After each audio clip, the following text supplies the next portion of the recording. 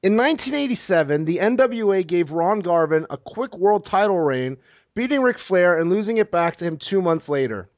I heard a story years ago that this was actually a thank you from the NWA to Ron for performing the Miss Atlanta Lively gimmick 2 years prior. This kind of makes sense to me since I don't see any other reason why you would put the NWA title on him. I honestly hope someone on the committee didn't actually think that Garvin could pass for a world champion, seeing how you were there during this time frame. Do you know if there's any truth to this? And if not, can you provide any insight on why they put the title on him for 2 months to begin with?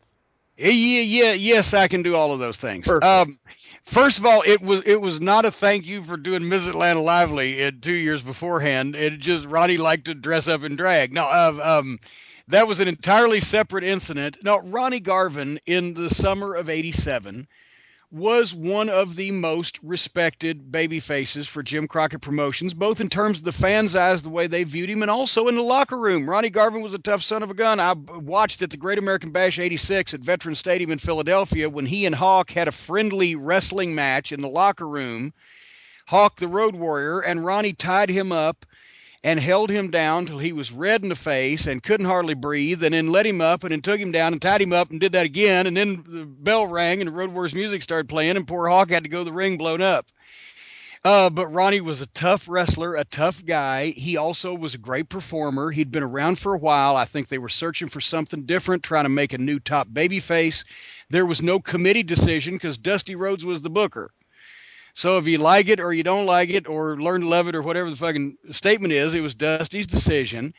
And in hindsight, Ronnie didn't take quite as well as he should have or possibly could have if it had been a brand new guy that they hadn't seen in an upper card position, but not the guy position for so long. But Ronnie's on a performance basis could carry it, and if anything, it was a thank you for a lot of years of service to the NWA.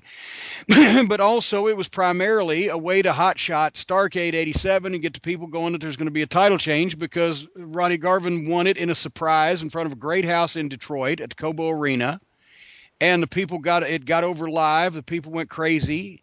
Cage match, blah blah blah, great match. And 2 months later, they have a big return title match to plug, which probably most people wanted Flair to win it back. And son of a gun, wouldn't you know who won the pony? That's what they saw at Starrcade. Ric Flair win the title back.